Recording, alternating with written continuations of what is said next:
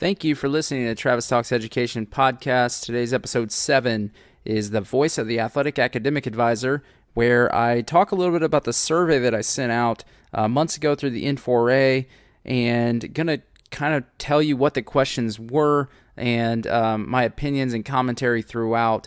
Now, the report is very much full of charts, so what I've done is I'm also releasing the article today, and I will have that attached to the podcast episode, as well as on my website, AdvisEdu.com, and then pinned to my Twitter at Travis Higher Ed. And I made it clear that my goal was to release the paper and do some sort of introductory podcast episode dedicated to those that responded and then those interested in the results as we head off to the N4A National Convention in Washington, D.C. this weekend. So it was really important to me to get it done, but do it right. So throughout, I'm just going to read parts of the report that you can read yourself, obviously.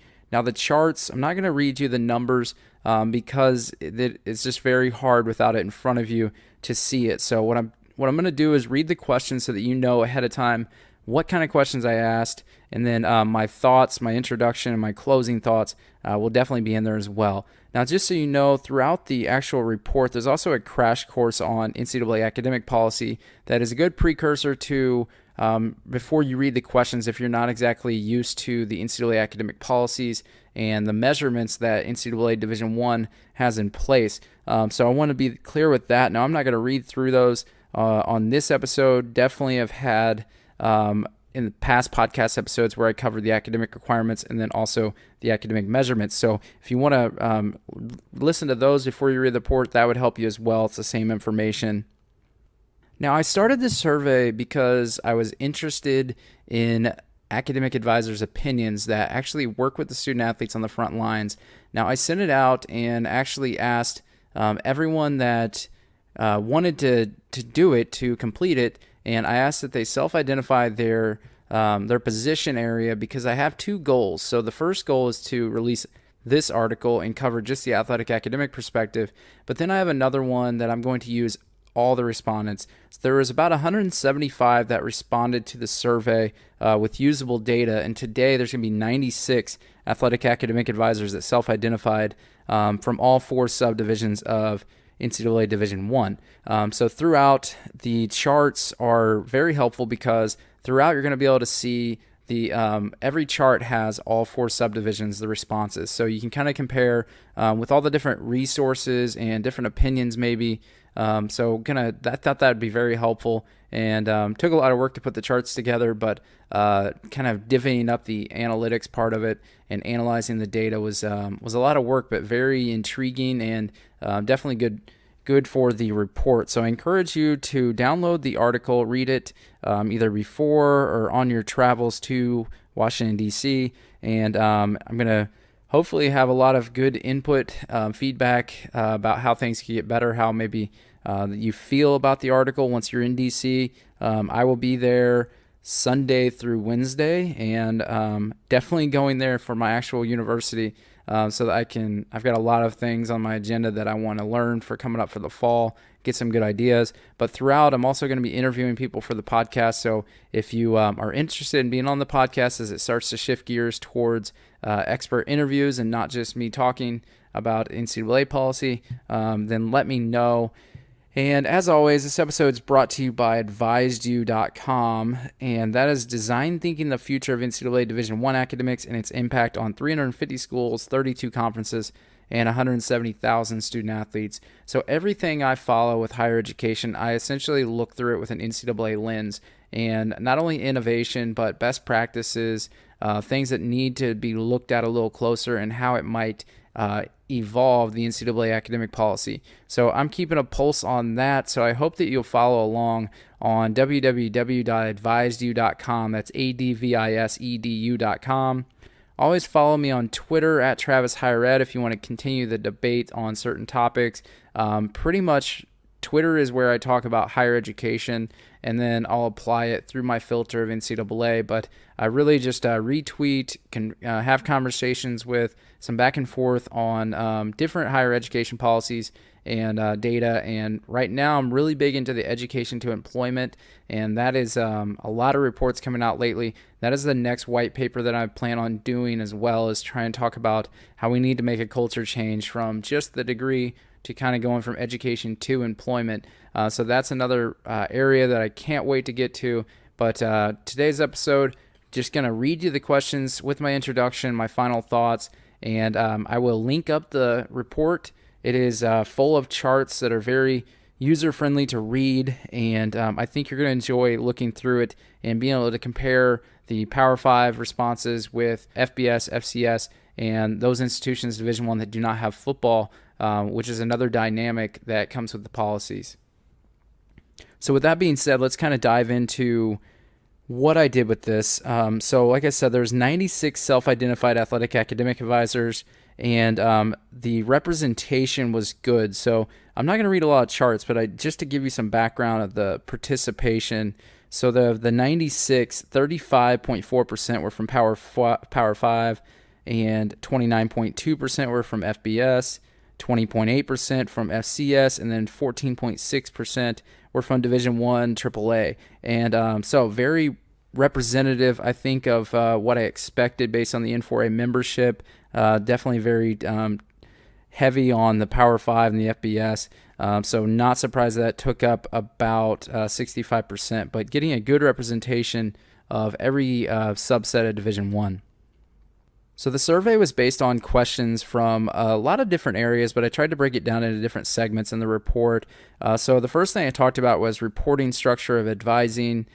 So then I go into academics and recruiting, talk about progress towards a degree in academic clustering, academic progress rate bonuses, so APR bonuses for not only coaches, but I actually threw out the question of academic advisors if they had financial bonuses, and it kind of puts it into perspective. A lot of good comments on that one.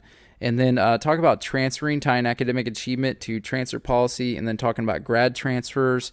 And then some challenges that don't necessarily have policies right now, at least not at the NCAA level, but talking about the impact and the perception of student athletes after high-profile academic scandals all over the country. So things that may have happened in certain schools that had nothing to do with your institution, yet the kind of impact that it might have had on campuses across the membership. Talk about missed class time, online education, and then I really just put the rest of the comments that I thought were interesting from the respondents that didn't really go with any of the questions I asked necessarily, but you could tell they were wanting to get their voice heard about certain things that seemed to be on their chest. So I'm going to read through those in the episode, but everything is on the report as well. I'm not going to read the charts, like I said, so I will wrap things up, kind of my final thoughts, and then the goal is for the next episode is to really get a kind of gauge the response of the survey.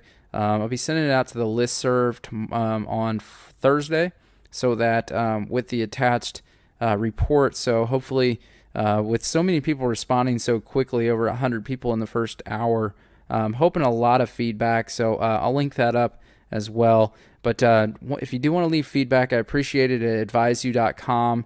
You can find me on the contact page. What this is and what it is not. Let me start by being very clear to you, the reader or listener, that this is not a scholarly article. Instead, this is a survey with my added commentary. And throughout my undergraduate and graduate academic experience, I worked in college athletics in both compliance and academic capacities. During this time, and still to this day, I see a disconnect of diffusing information between scholars and practitioners. So one of my goals through both AdvisEdu and the Travis Talks Education podcast is to provide an educated opinion on topics I've worked on and also feel passionate about. My podcast specializes in the policy and practice intersection of both NCAA academic bylaws and higher education policy, two areas I've focused on in my work at Indiana State University and still feel passionate about today in my research. Now, I've always been curious about how others in our industry feel about the NCAA academic policy, so I figured I'd send out a survey and just see if a few D1 N4A members would be willing to share their opinions with me if I promise to share the results. For those of you listening that are not a part of the N4A, that is the National Association of Academic and Student Athlete Development Professionals. And within 1 hour, like I said, over 100 responses easily. And then the respondents came from many different areas of academic support, including academic directors, academic advisors, learning specialists, tutor coordinators, and student-athlete development professionals as well. And to provide the most accurate representation for the questions I asked, I decided to only analyze and share, at least for now, the answers submitted by those self-identified as athletic academic advisors. And it was important for me to ask survey respondents for their additional open-ended comments at the end. So this was a way for me to give them an additional platform after they completed the survey to kind of talk about what I asked in the survey.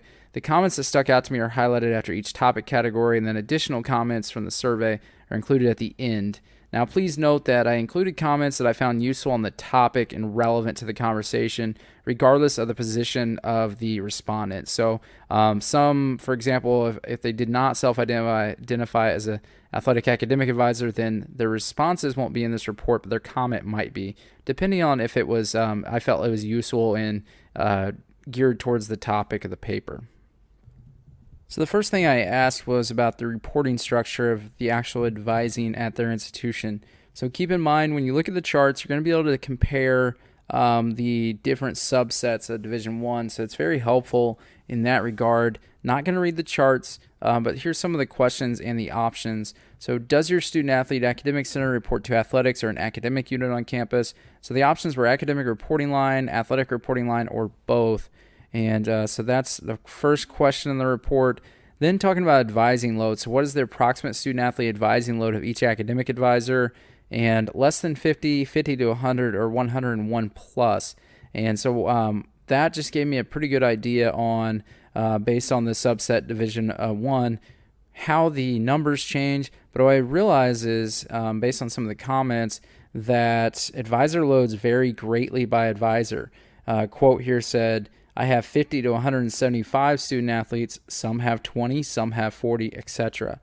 So really opened my eyes a little bit. It kind of, once you're on institution type, you might go into different fields, such as you're going to handle this sport and these sports and that sport.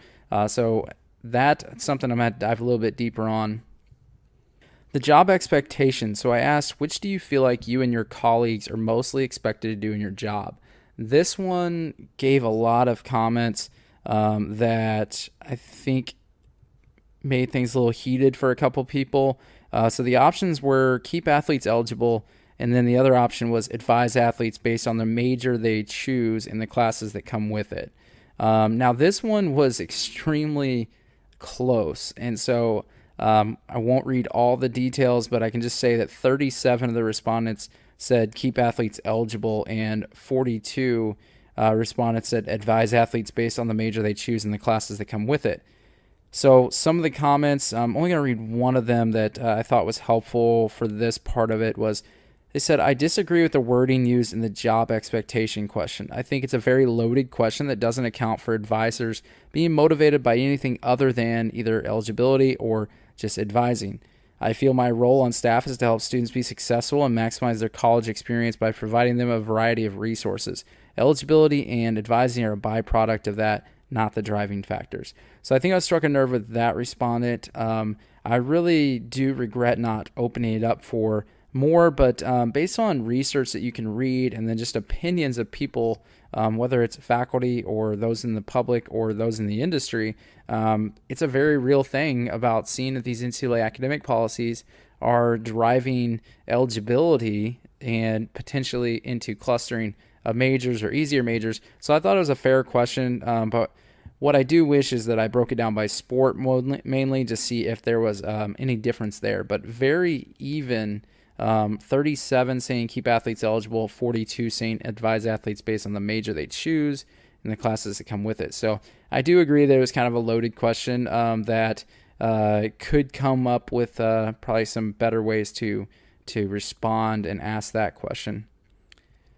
Then I wanted to talk about academics and recruiting. So next up, I talked about academic policy recruiting impact. So how big of a factor do NCAA initial eligibility standards seem to come into play for your coach's recruiting strategy? And also, how big of a factor does APR come into play for your coach's recruiting strategy? And the options was just a 1 through 5 measurement. So 1 meaning not very much. It doesn't play a very big factor, initial eligibility or APR. And 5 saying very much. So that one, interesting. I think a lot of people, you typically think they're all just going to say 3. Whenever you have a 1 to 5, I think anyone that gets a 1 through 5 ranking, a lot of times if they just go through it quick, they might be doing a 3. This one was pretty much scattered all throughout, so you'll find that one interesting to look at the different subsets of Division 1. And then talking about admitting students regardless of their academic qualification. So this one, I basically gave a lot of different options, and I said choose all that apply. So really just to break it down, I said, do you think it is reasonable to admit student athletes to an institution when he or she does not meet the same qualifications as other applicants at the institution? And here were the options. So yes, because we have the academic support services to help them. Yes, because we are their only shot at getting a college education. Yes, because a more competitive team makes the institution look better. And then I got into the no option. So no, it is a slippery slope. No, it is unethical to bring in someone not prepared for the institution's academics. And then no, it is our responsibility to only recruit those students capable of getting in. So that one was an interesting question that I felt I needed to let them to choose multiple options, and I'm sure some, it seems, chose yes and no's, but a lot of people, this one's going to come down to your institution type, not even your subset Division 1. You could be at an institution that's very, very much not necessarily open admissions, but you're going to basically be the school in the state where the requirements to get in are important, but that getting you there and giving you the opportunity is just as important. So that one was fun to ask, and have some comments about that as well.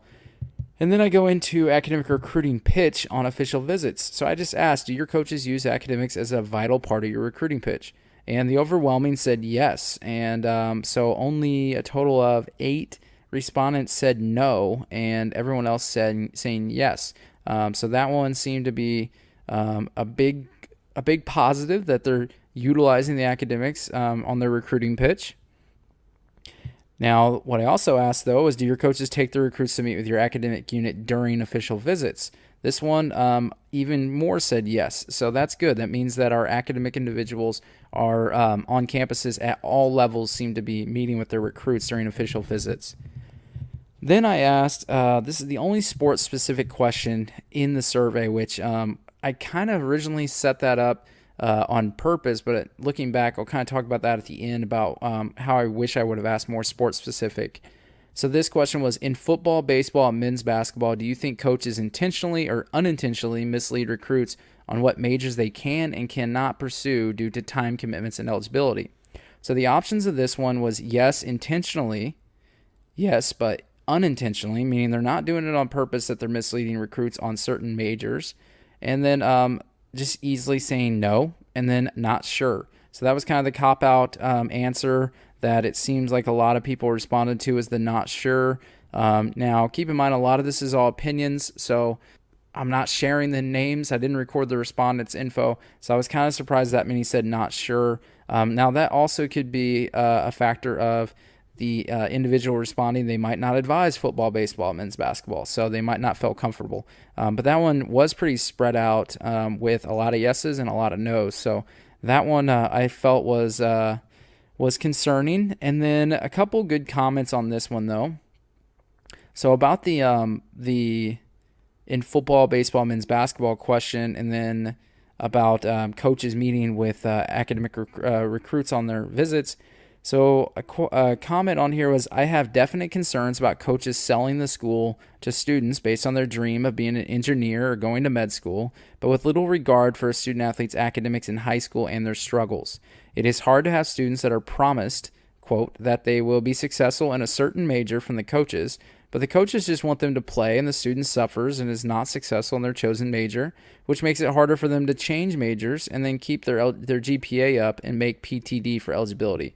So ding, ding, ding, that is the biggest thing that I felt like I dealt with at the Division I level, and something that you hate. You never want to, not necessarily steer, but you don't want to have that conversation where Are you sure you want to do this because you're past academics? Like, look at the requirements that you're going to be doing versus can you satisfactorily do this and kind of progress in this major. So that one, I love the honesty in that comment, in that quote from a respondent, and it hits the nail on the head of how I felt about Division One, how I still feel about Division One academic officials. So there's a project, and this isn't in the report, but there's a project that I'm also been exploring that is called I did a podcast episode on this, but the academic transparency in the official visit. And that is something that is definitely going to be looked at closer as far as the quote promises of certain majors and basically not being completely honest about the possibility of certain majors. So that one was interesting. Then kind of got into progress towards degree and academic clustering. So I've talked about academic clustering in past episodes. I've done past research articles on academic clustering.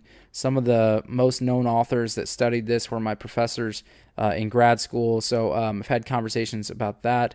So academic clustering into majors. So I asked, do you think NCAA progress towards a degree is the primary factor of student athletes to pursue less rigorous majors? So the options were yes, no, and once again, not sure. And I'll tell you, it was yes and no is pretty cut and dry.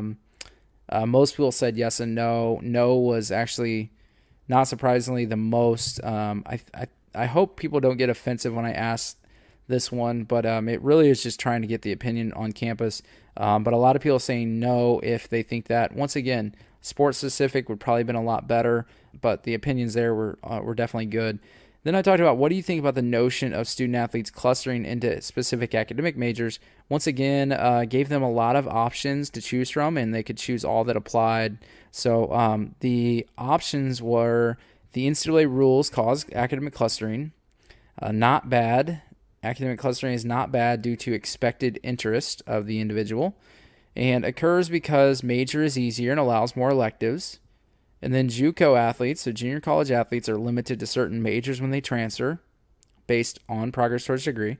And then it occurs because older teammates kind of steer the younger teammates. I think a lot of us have seen that where they're going to talk to the other individuals on the team, and they'll kind of hear about the professors, hear about the classes, and that can kind of steer. And then staff suggests certain majors. So this one specifically asked if yourself, the respondent, other advisors, or the coaches or any staff suggested certain majors. So that one was interesting. It's kind of all over the board. Seems like a lot of people, when I looked through the individual responses, were selecting more than one.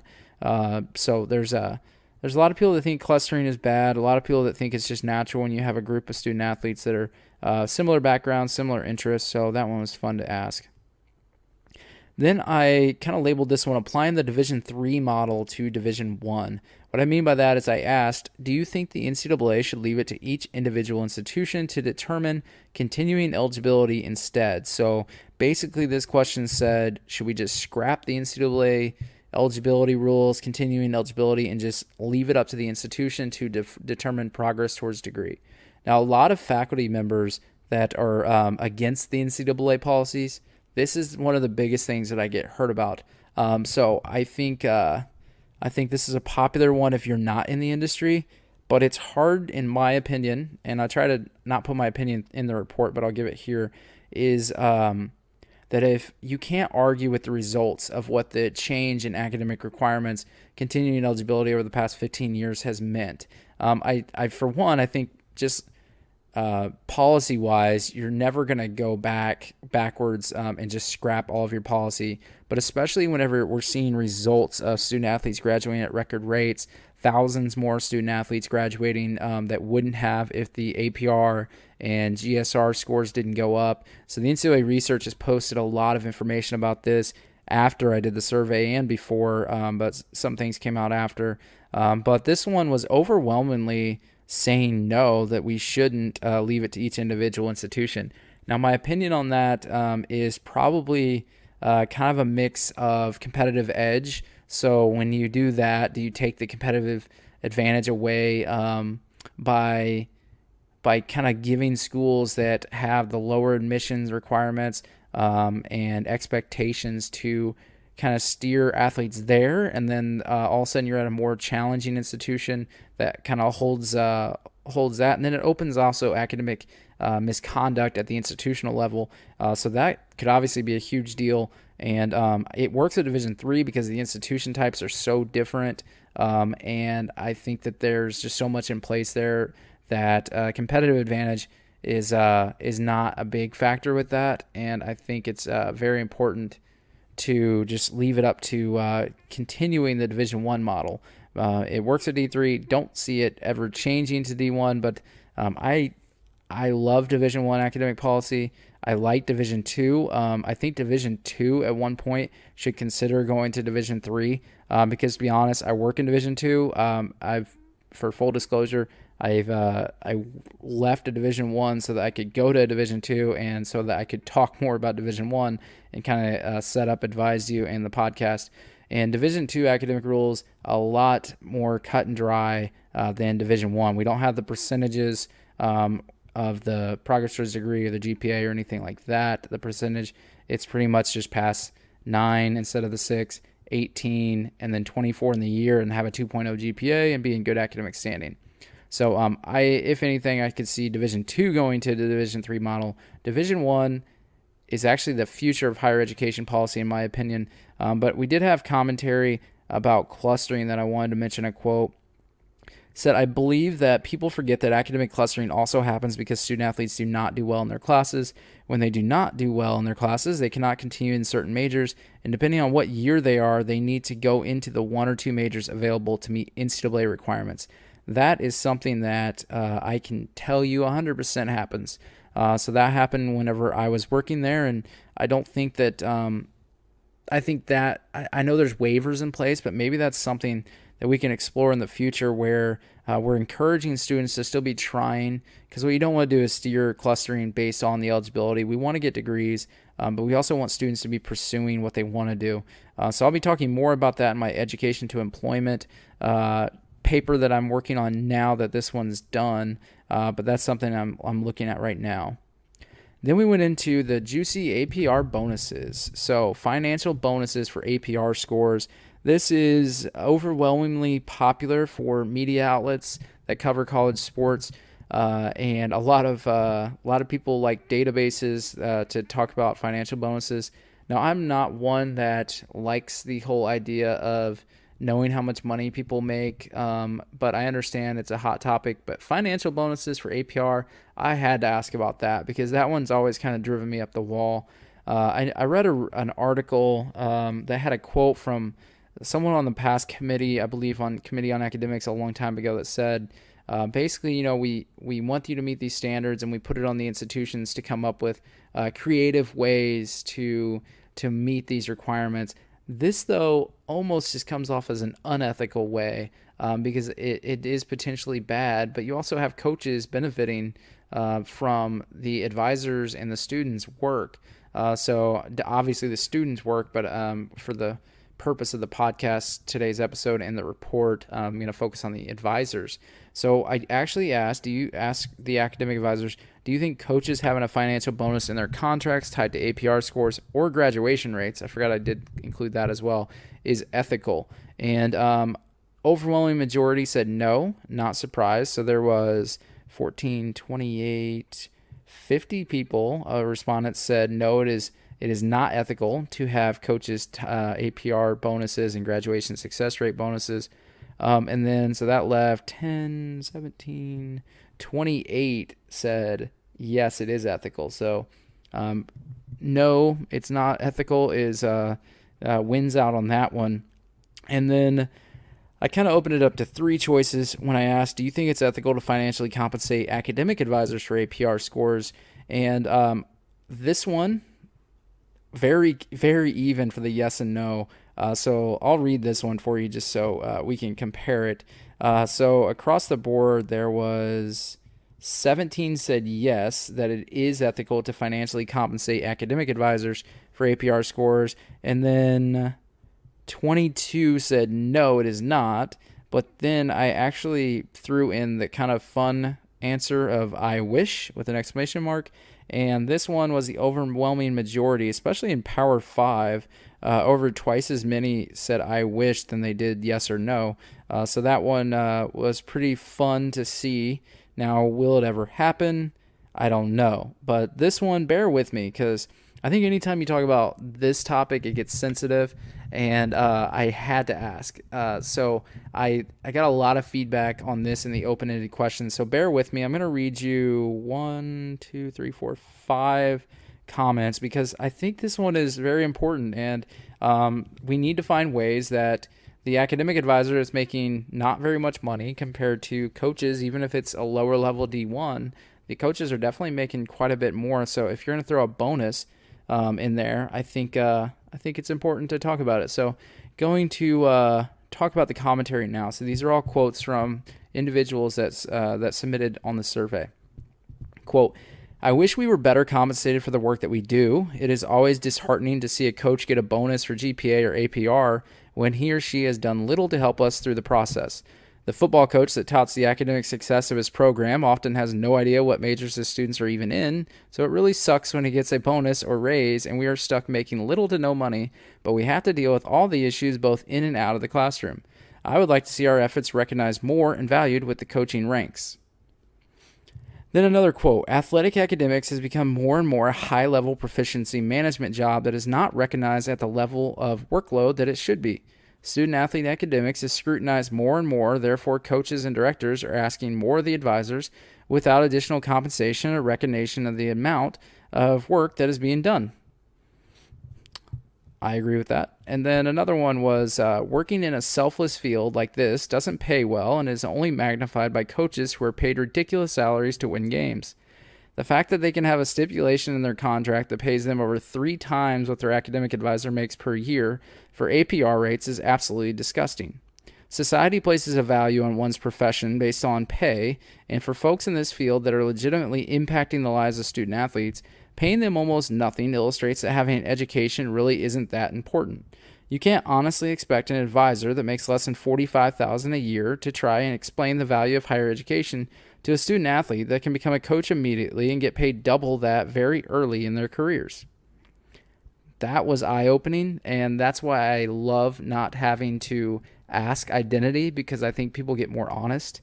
And so a couple more, then we'll move on. I do not think it's unethical for coaches and or advisors to receive academic bonuses, but I don't think it's useful. On the coaching side, the thresholds are generally so low that they aren't even being rewarded for academic achievement. It's simply easy money for them, and they are rewarded in this manner, but aren't held largely responsible for academic failure. If the coach is going to be given a financial reward for academic performance, then the coach should also be the one administrators direct any questions about academic failure to. I don't like potential reward without responsibility. I love these responses. That one, I know so many of you listening to this are probably just like nodding your head while you're driving or you're on the plane. You can probably tell I'm smiling as I read some of these, because I love that we're actually having these conversations, and the people are putting them in the survey. So I had to get those out there. One more, and this one's kind of long, but they're all very important. So I want to make sure that I gave these ones throughout. So I personally don't want academic bonuses in our field for 2 reasons. One, if we tie bonuses to success, we create a more straightforward path to firing and punishment for low academic performance. It's often more nuanced than a simple target number on a specific report, so I don't think what we want that scrutiny in that matter. The other reason is that I think academic bonuses are a distraction issue rather than substantive progress for our field. If we want to make an argument for improvement, I think it should be directed toward higher base salaries and more reasonable work hours.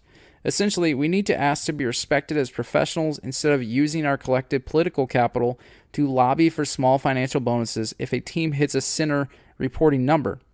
As an aside to the concept of academic bonuses, it would possibly create competition and bitterness between our own staff members based on sport assignment. No one would want to work with a team that doesn't generally get the bonus, and everyone would fight for the teams that do. And as an additional concern, if you tie performance to direct compensation, you are increasing the chances of academic integrity violations by staff members. When money is at stake, it can cloud decision-making, and I think we're better off not being put in that environment. So those all give you different perspectives. And my wife, actually, I didn't plan on bringing this example up, but this one kind of talks to me a little bit. My wife works in private aviation, and she has a small staff of, she oversees the customer service staff. She's one of them as well, but she's kind of manages the staff. And she has a lot of responsibility there. And they have this thing where it's a company-wide, so not just their base, but all over the country, where I forget what it's called, but it's basically an incentive bonus where if they hit target numbers, they all get an additional bonus. I think it can be up to like $100 or $200 at the in the last check of the month. And she talks to me about it. She updates me, here we're close to our goals. And I don't think that it's the same, but something like that actually boosts morale for them because it's split evenly. So everyone's expected to kind of do it as a team, but not one person is going to get the bonus and the others aren't. So that's in that type of industry, I think it could work because you're looking at jet sales or flight sales, hours flown on one of your jets. So that in private industry, I think all for it. I think academic bonuses, though, for academic advisors is great in theory, but I don't think it's ever going to happen. Even if, because I do think it's these comments say, you're going to have a lot of debate internally. And for one, trying to get that approved by the institution, not even if you're reporting in the athletic department, it just looks so bad. But what I think we got to do is we need to just cut out these academic bonuses for coaches. And some of them use, I didn't bring this up in the report, but I did a little research on this in the past, and some of the academic bonuses are actually triggers for the athletic bonuses. So, meaning if you don't hit a certain academic threshold, then you don't get any of your money. Say you win the conference championship or the playoff, college football playoff, or the March Madness, or the College World Series, then all of a sudden, if you didn't meet those academic measurements, you don't get any of your bonuses. And so I think having athletic bonuses or coaches bonuses for APR and academics, it's dangerous because it can lead to academic integrity problems, clustering issues. So I think if we're going to we're talking about higher education, and I don't care if you're not teaching a class and you're not an academic advisor, but you're still teaching individuals and you're being a role model. So I just don't like APR bonuses for coaches. And my twin brother works in Power 5 football, and I'll never talk bad about wherever he's at, but I understand the industry pretty well, and I don't work at a Power 5 institution, but I just don't like the academic bonuses for football and basketball and softball and baseball, every team. Even if it's a low number, I just don't like it. I mean, I'm all about athletic ones because their job is to win, but let's keep academic integrity intact. All right, so moving along, talked about transferring next. So talked about tying academic achievement to transfer policy. So I asked, do you agree that the NCAA transfer legislation should be tied to high academic achievement standards? And this one pretty balanced, so I won't go through the breakdown of each subset, but 46 individuals said yes, and then the 33 respondents said no.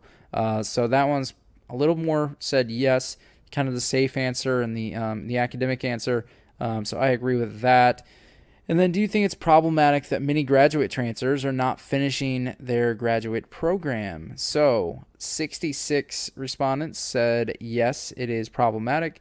13 said no, and 9 of those 13 were in Power 5. I think a lot of people use this this grad transfer as saying, doing some grad school is good. They've already got their undergrad, so we don't need to worry if they finish. We're at least helping them. One thing I'm going to be talking about, once again, the education to employment, is I'm actually going to bring up a topic of what about instead of going straight to grad school and then not finishing it, or if you don't have an intention to finish it and your coaches aren't going to pay for it, then what if we just did an associate's degree? So then you'd have 2 degrees. They can be in completely different areas. There's a lot of lucrative professions that use associate's degrees, but I think public perception is that an associate degree is less than, and I think obviously the bachelor's degree is great, but if you're going to have extra time but you're not going to have scholarship or eligibility time left to finish it, the grad program or another major, then maybe you should look at that associate's degree. And I had a student athlete do that recently at my Division II institution, and he was done with his undergrad so early and he had another year left, and so he just finished an associate's degree. and they're in two complete different areas. One was in health sciences, one was in business. I think he's better off for that because he wouldn't have had time to finish the degree if it was grad school.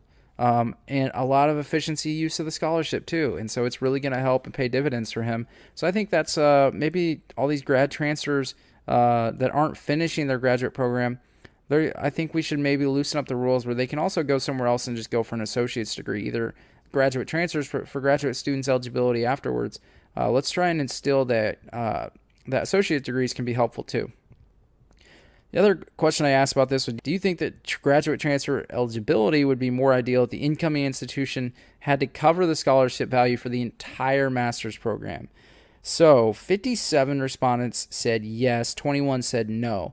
I know this is a big financial burden, but I think maybe once the academic revenue distribution kicks in, which those of you that have listened to the podcast, I talk about the academic revenue distribution a lot because I think it's a game changer for a lot of schools in Division I, not just the Power 5 and the FBS, but everyone involved in Division I is going to benefit from academic revenue distribution.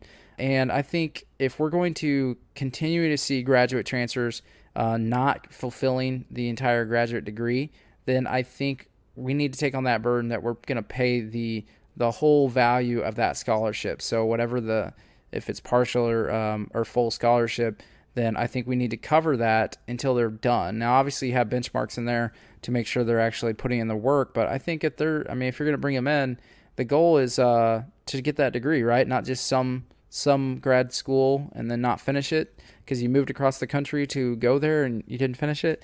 I think those that are trying to finish their grad degree, let's kind of commit, even if they only have 1 year left and the grad program is 2, let's commit to finishing that.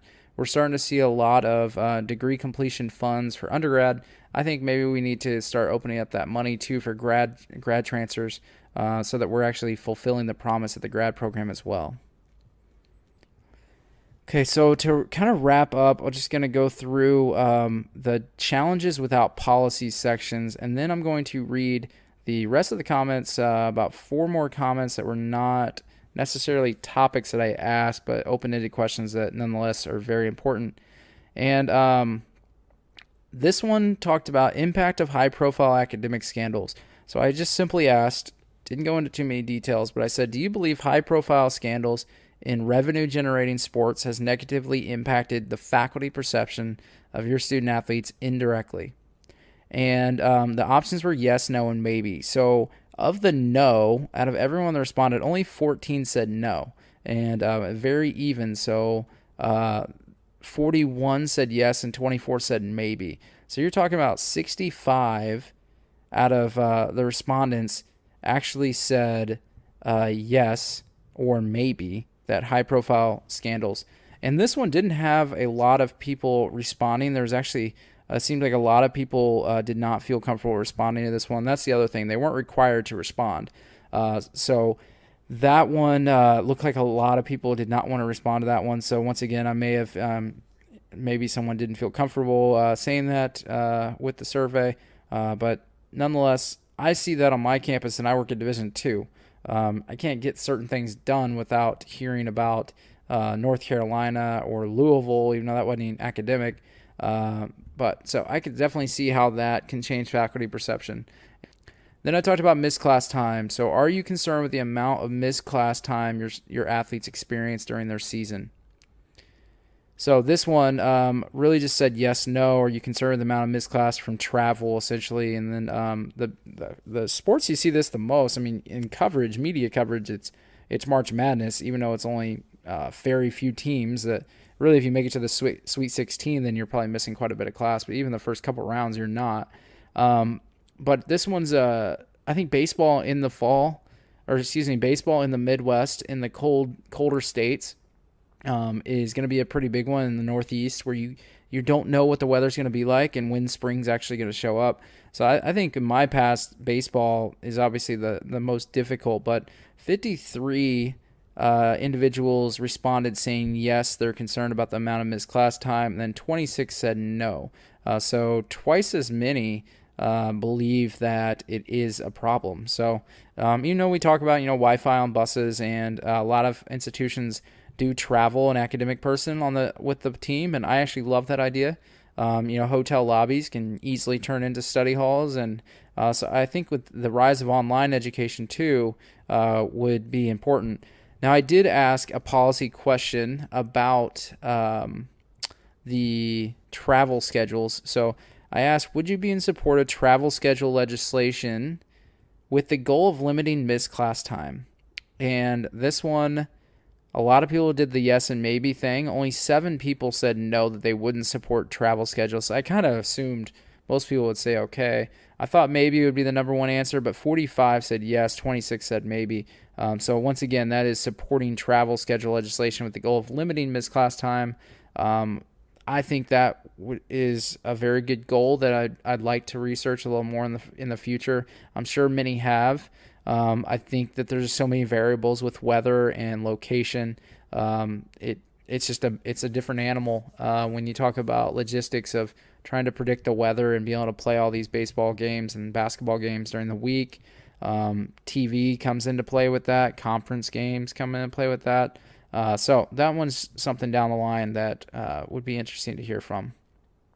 And then I talked about online education. So I said, what are your thoughts on online education? Once again, an option where I gave quite a few, and they can choose all that apply. So the options were online education limits impact to missed class time due to team travel, and increased risk and liability for academic misconduct. So that one's kind of a negative. Your athletic department or team does have a policy existing right now for online classes, and then availability is becoming an unfair recruiting edge for institutions. I thought those last two were telling because the low numbers of people. So keep in mind, everyone could respond more than once to this, and going through the individual results they did. So only 15 institutions represented, so 15 respondents that are representing their institutions, I should say, actually say that their school has a policy for online classes for athletics. And then only 8 said that they believe it is becoming an unfair recruiting edge. I think this one is going to be a very good question to ask people in your conference.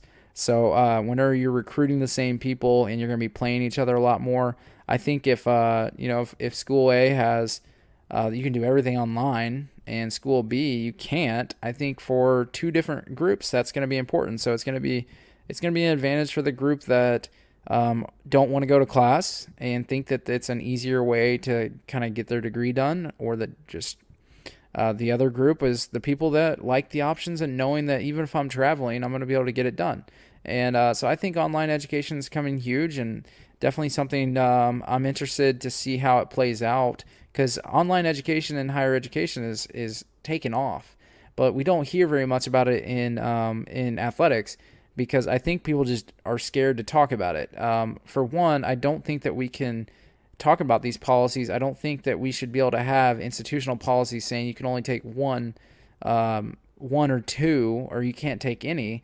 I think if it's offered at the institution, then you just need to do a good job of finding ways to protect your institution against it. Have a policy about that. Don't limit what they take. I think that takes away from academic freedom. I've talked to people that at their institutions they have this. I don't like it at all. I think that it's your responsibility as the athletic department or the academic department to safeguard it as much as possible, and then just educate them about it. So I'd like to see people's policies. So that's hoping at N4A maybe I can talk to some people that have online education policies at their campuses. But whenever I was at Indiana State, one good thing about online is we had Blackboard, and I know a lot of schools have similar programs. I mean, I could get on there, and you just had to turn on a feature, and I can see people's like click for click of their when they took an exam, things like that. And then if you have concerns, you can pretty much trace it down, especially and just try and keep people out of the same classes. So I think that another thing that you need to do is you might want to ask that part of the policy to kind of safeguard it needs to be that an agreement that the coaches do not have in the director of sports ops for each sport, that they don't have access to the username and password for the athlete. Because if you have that, that's gold. I mean, that's anyone can get in there and do things and you don't know. So if you're going to have a policy in place for online education, the biggest thing needs to be a written agreement that the coaches and no one on the staff has the access to the username and password of your teams. So that is troubling if they do, and I'd be very concerned if I was the compliance or academic person in online education then. But yeah, that's another story. Okay, so I want to also say that the increased risk and liability, 62 respondents did say it's an increased risk. So talk about what I just talked about with the policy. It is interesting that only 15 have a policy, respondents, so they had a policy, yet 62 say it's an increased risk and liability. So that either means that they probably are thinking now, oh, I need a policy or we should get one, or they're thinking we don't have a policy because we're not going to get into online education. So just kind of interesting there. And then 71, so the most popular of all subdivisions, was limits impact of missed class time. So you got to weigh your pros and cons with the online education. Okay, so going to wrap up. That's the end of the survey questions. So once again, I'll have it linked up to the podcast episode. That way you can actually see the charts. I spent a lot of time on the charts, so don't want to brag, but it's awesome that you can be able to see different results. You can see the totals of everyone, and then you can also see the subsets. So I think it's very helpful, and you can spot the trends. You can kind of see what respondents in your subset of Division I did, and then kind of go from there. So there were 4 more comments that I felt worthy that were not necessarily in a certain topic area that I wanted to bring up. And so a couple of them are pretty long. I'm going to start with a couple of the smaller ones. This one was just brought up. I believe that the revenue-driven atmosphere of modern-day college athletics takes a disproportionate amount of emphasis away from academics, whether that be intentional or not. As an academic counselor, I never assume a student-athlete chose our school based on the academic merit, regardless of the level of the athlete. And this is actually a pretty big higher education topic. So our students are actually being detrimental to their future by going to an institution that they probably didn't choose to go there for the academic reasons. So I think in the article I read, it was about partying or just to get away, crossing state lines. But you also got to think about that with your athletes, and it is kind of concerning. I mean, you love having smart student athletes, and we love seeing the academic awards and making press releases about that. But sometimes you want the student, if you look out for them, you want them to go to the best possible outcome. And so hopefully your institution is that. If not, I just hope that they're not going to regret it later. So that just puts more emphasis on why we need to improve the academic enhancement and programming for student athletes, and definitely need to keep having those conversations. Another one about too much emphasis. So this one says, too much emphasis is being put on meeting numbers rather than growing our student athletes into mature, educated young men and women. Student athletes are being brought in that are either not mature enough for college, not academically strong enough, literally have zero interest in academics, or a mixture of the above. It is very frustrating as an academic professional to work with student athletes who are brought in for the sport and continue to be disrespectful to staff on the academic side and putting a huge amount of extra work on the staff to keep them eligible, with the student having no care to go to class and do any of the work. The student support services are growing, but I think that makes coaches think they can recruit the worst academic students and we will get them through college. For a lot of student athletes, namely basketball and football, the academic staff works harder on the student's academic progress and cares more than the student athlete themselves. The support is great, but it is moving in the wrong direction. We have student athletes, seniors, who still do not know how to figure anything out on their own, can't figure out how to register for courses, can't figure out how to look up their advisor, unwilling to look for anything themselves. Instead, they come into the academic center and have us do it for them. I tell them to look it up as they need to learn to be independent, which is something all the support is taken away. I've had multiple conversations with some friends of mine at other schools about this same thing, and I think it comes down to, are we holding their hands too tightly? As a parent, I think if any of your parents that are listening, I think it's kind of similar to that. You want to protect them against everything, but you also have to let them learn to walk and fall down. I think one thing we do is in certain sports, and maybe all sports, because honestly I see it in the non-revenue sports that don't make it on SportsCenter, but I see it in every sport. at multiple levels is if you don't make them do things on their own and you do everything for them, then you're doing them a disservice for when they leave. And yeah, that's whenever they get to the conversation is, yeah, they have a degree, but what are they going to do with it? Well, unfortunately, you did everything for them, and then they're going to leave. Their eligibility's up, and then they go home and they don't have anything in their life like that support wise to continue, and then the real world hits. So that one was a long comment, but I loved it because it was so raw and insightful. And I think that one will definitely strike a nerve with some people. And I think a lot of people will have very similar concerns about us just kind of doing everything for the student athlete. And it's a lot more intrusive in athletics, I think, than regular advising centers, for example, where it's kind of more like a bank teller, where you go in there and they help you with a transaction and then you leave. You just say, have a good weekend and we'll see you next time. I think that's you put a little more effort on themselves when you're in regular academic advising. But in athletics, we do a lot for them. It's intrusive. And yeah, it's because of the eligibility piece and the time demands piece. But at some point, we have to let them walk and fall down too. So another one is many of the metrics associated with measuring student success are flawed in their approach and do not effectively evaluate student-athlete performance. For example, APR only measures the ability for schools to effectively matriculate students through school, 1 point for remaining enrolled and another for remaining academically eligible at a 2.3 GPA. This heralded statistic does nothing to assess the quality of educational support received or quality of performance by student-athletes throughout their time at the school. A team GPA of 2.3 and 15 still enrolled student-athletes on a basketball team equates to a 1,000 APR score for that year. Overall, our academic staffs have their hands tied because there's under-preparation academically for revenue sport participants, and our mission is becoming more about the maintenance of the athlete, keeping them eligible, than the development of the student. And most students are fine with this maintenance because the student aspect of student-athlete has long been lost in their identity.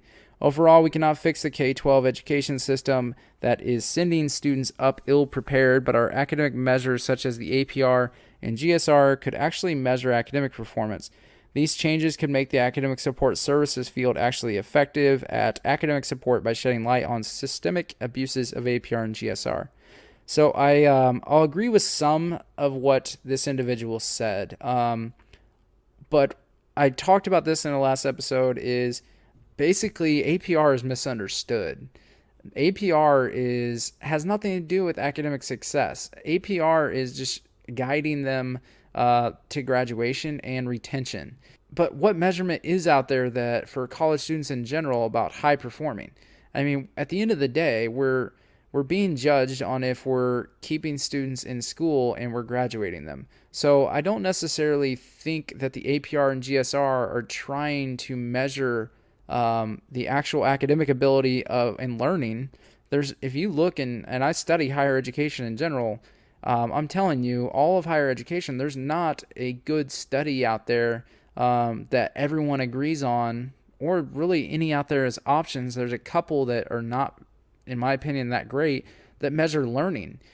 So I think we're in a credentialized system of employment where most people are going to college to get a degree and then get a job. And I think that measuring learning would be great, but we don't have anything in there in higher education altogether. So I don't think it's right to say that we need to have one in athletics.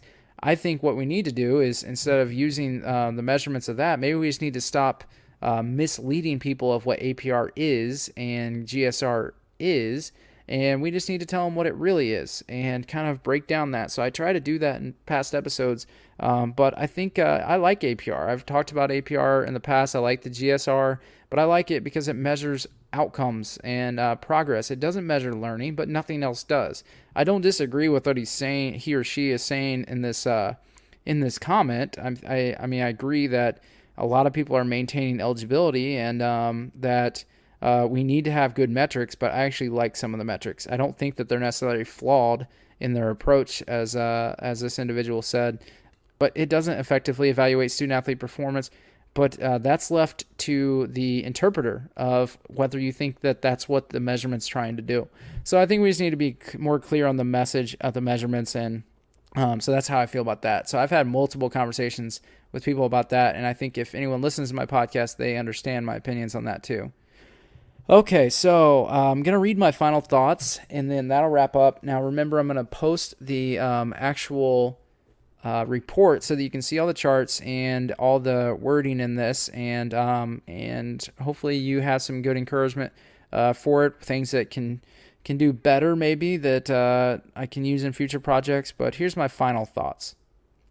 One of my biggest regrets after analyzing the charts and reading commentary from the surveys was the lack of distinction in which sport each question was referring to. For example, I now have no doubt that many of the replies were influenced by having to decide on an answer from two different perspectives: football and men's basketball, or every other sport. I knew this would come up when I wrote the questions, but now looking back, I would have done things differently, such as asking more sport-specific questions and even possibly doing the same survey with the same questions, but one for football and men's basketball and another for all other sports.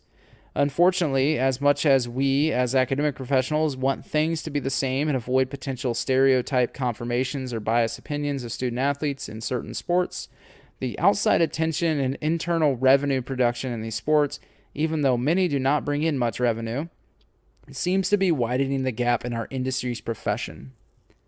I always look at academic issues and policy in higher education through an NCAA lens. However, it is more clear now that I need to begin running higher education policy issues and considerations through different filters, such as, once again, a football and men's basketball filter and another for all other sports, even if that pains me as an academic advisor.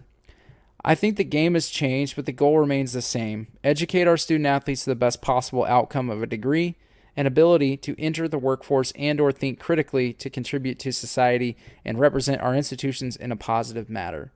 If this survey told me one thing, it's that we still have a lot of work to do.